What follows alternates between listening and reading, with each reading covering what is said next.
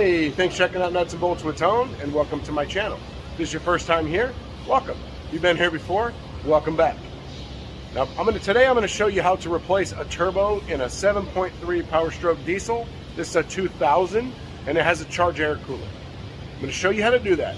Before I do that, hit the like button, hit the subscribe button, and hit the bell so you get notified of all my future content, which you definitely don't want to miss. Let me go show you how to do this.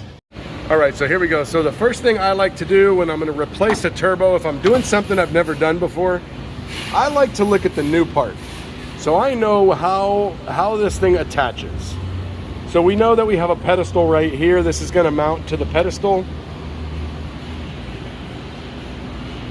This is not the right turbo. All right, so if you're replacing your turbo, you better really look carefully, because in the picture from Whirlpack, every picture that I looked at when I put this in the cart to make a revision, it had a pedestal on it, and then in one picture it did not. So this is what the bottom looks like. There is no pedestal.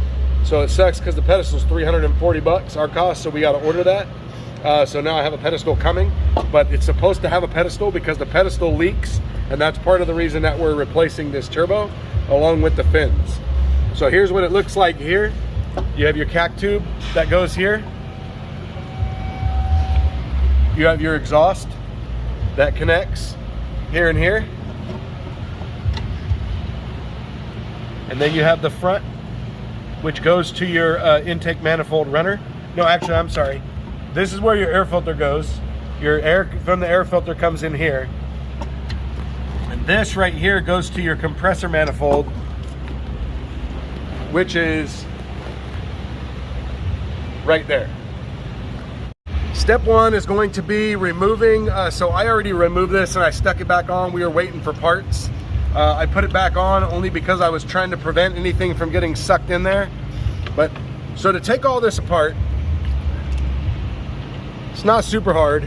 You're gonna go ahead and take your intake tube off from here to here. You're gonna disconnect this hose clamp, not this one. And there, you're gonna pull this out. You're gonna undo two 8mm bolts right here, and you're gonna undo your worm drive clamp there. You're gonna pop the red hose out of the hose back there. There's a spot that it goes into, and you're gonna have a green hose right here that goes to your solenoid, and you're gonna go ahead and pull this out. So this is gonna be out. You're gonna take out your charge air pipes. One goes from here down to there. The other one goes from here down to there. Now for this side, what you're gonna have to do is disconnect. So I never disconnect this hose from the map sensor or the intake. What I do is I undo the nuts here, I disconnect the connector, and I bring this over like this, and I bring this with the manifold, because I've seen in the past where when you take these hoses off and put them back on, they either crack and break or they get overstretched and then they don't seal. And this is a boost sensor, so this detects your boost. 6 liters are the same way. I do not disconnect the hoses. I always leave them attached. So from there, you're gonna wanna use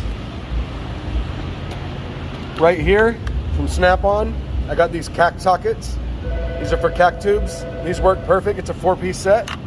Those are gonna make money for you right there, getting these charge air pipes off. So once we let me get all this set up. To get this compressor manifold off, what you're gonna do is you're gonna go ahead and disconnect your wastegate solenoid here.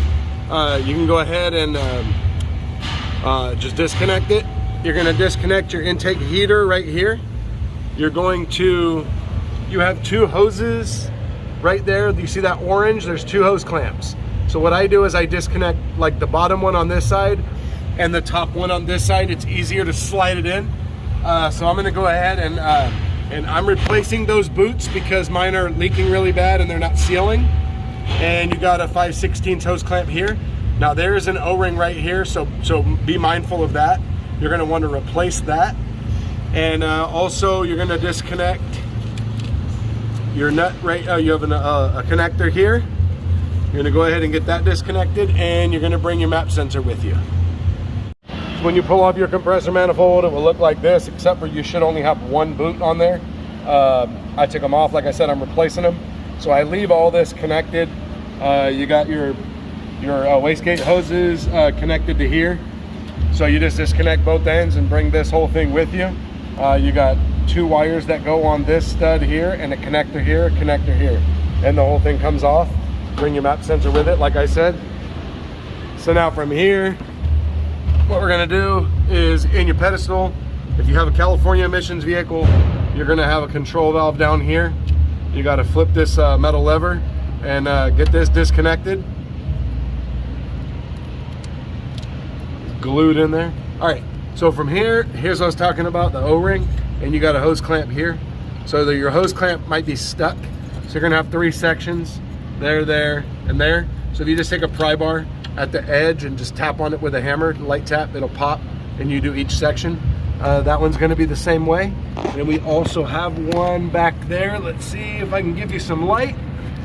And we have one back there right behind the wastegate rod. So we're gonna go ahead and come from that side, and we're gonna get those off.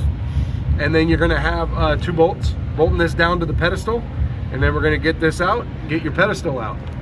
This is why I'm doing all this work down here. You can see all this leak in the valley. I'm gonna be resealing these intake manifolds. All right, let me get all this unbolted. And like I said, the CAC tube sockets work great for these as well. They just go right on. Let's see if I can show you.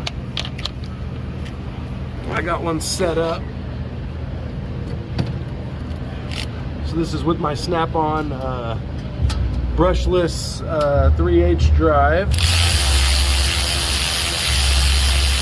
You can see the CAC tube loosening up. Right there.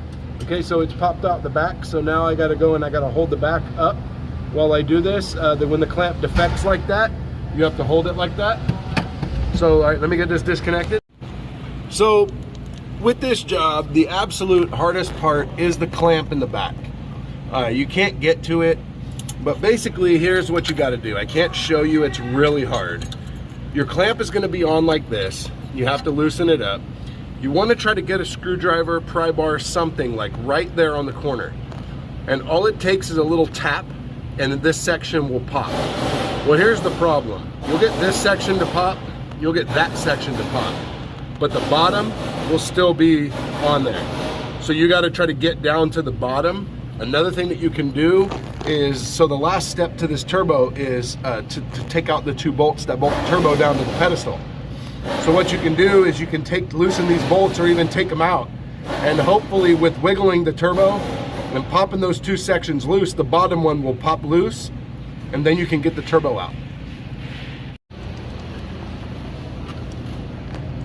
So there is one more thing I forgot to tell you, and that's this right here. On this rod here, you have a clip, and you push the clip all the way that way, and it releases, and then you can lift the turbo up out of this pedestal. Okay, so here's what you want to do with your rear clamp. You want to try to position it. This top part's going to hit the firewall, so you'll have to roll the clamp until it gets to there. You want it like that because this outside surface is where it seals, and you can't see it, but there's a lip there, and the turbo has to sit up flush when you put it in. So from here, we're going to go ahead and take out the pedestal. It's 10 millimeter bolts. You want to try to blow out any debris if you can before you open this up, but make sure you plug the holes. And here's what your turbo looks like out. So here's the rear where it sits. This is that lip right here that's got to sit inset into the downpipe in the back. You're going to have your clamp on here and your clamp on the front. You just leave all that like that. Once you have it out, it's pretty easy. You got 2 O-rings in the block right there. So we're going to go ahead and get all this cleaned up. As you can see, I have a lot of oil leaks. My intake manifolds are leaking. I'm going to be resealing all of that. So I got to take all this stuff out. So you got those 2 O-rings. Make sure you cap those once you get them off so no debris falls into the engine. So a couple things is, one, this is one of the reasons why we're replacing this turbo right here. As you can see, the fins are damaged. Something went through it. We had some garbage. You could see something where it's been rubbing inside the housing there. And then when you have an oil leak from your turbo, a lot of times it's from this right here. Could be from there. but a lot of times it's from right there. So I'm replacing this pedestal. It's leaking. So your bolts, your two rear bolts are going to stay with your pedestal when you pull it out. I just left all four and lifted the whole thing out. Your rear ones need to be in there because when you go up under the downpipe, you're not going to be able to get them out. Once you've got everything cleaned up, right here you see there's no wiring harness in the way. I was replacing these intake manifolds. So you're going to go ahead and clean up your O-ring surfaces and put your new O-rings. Make sure you clean up, spray out your bolt holes for your pedestal, right there. You're going to take your new pedestal, or your old one, whatever, and you're going to make sure that you put the clip on. So here's the clip I was talking about. So all it does is it's underneath, and it slides forward and locks onto the turbo. So that's all you're going to do. You're going to put this on your new one, or if your new one came with a clip, or whatever, or if it's your old one and you cleaned it up. And then we're going to put this on. Remember to put the bolts in the holes before you put it in the block, because it doesn't fit under the exhaust. Torque specs for the turbo right there. For the turbo pedestal and the turbo mounting bolts is 17 foot-pounds. Got the pedestal on, it's torqued down to 17 foot-pounds. I got two new O-rings, and I put a little sill glide on each one, spin them around and put it on top, because when I put the turbo on, when it's wiggling around, I don't want to take the chance and it bumps one of those O-rings, and then I have a huge oil leak. So remember, you want that clamp to be on the outside of the pipe, and go ahead and make sure that this is straight like that. And we're going to get the turbo ready to put in. We just got to get all the clamps on the turbo before we put it in. Actually, you don't need to put any of the clamps on, because this one, the downpipe pulls away enough to get the clamp in there. And then the front one, obviously, we could put on later. What you want to make sure of is that back here, that you're completely seated. So you see it's pulled away a little bit. So what I'm going to do is I'm going to put the turbo came with new bolts. We're going to get the bolts started, and we're going to go ahead and wiggle the turbo back here until that is completely pulled flush, because that will be an exhaust leak and a boost leak back there. So we're going to go ahead and get all of this cinched up, and 17 foot-pounds on that turbo. Okay, so don't forget, once you set your turbo in here and it's sitting on your pedestal, put your bolts in, you lightly tighten your bolts. Then you want to go ahead and your back downpipe, not downpipe, but your back Y pipe, it should all really close to your turbo. Then what you want to do is you want to slip your clamp on and get it in place where you're sure it's over both sides. And then you want to tighten that down, and then torque your turbo down to 17 foot-pounds. And then now we can slip the clamp in over there. We can pull the downpipe up. And then from there, you want to make sure that you connect your heat valve down there. Get your connector connected there. And then we're going to go ahead and put the O-ring. Don't forget your O-ring here if you're putting a new turbo. Put your O-ring there with some sill glide so it stays in place. Then we're going to get the compressor manifold ready to go on.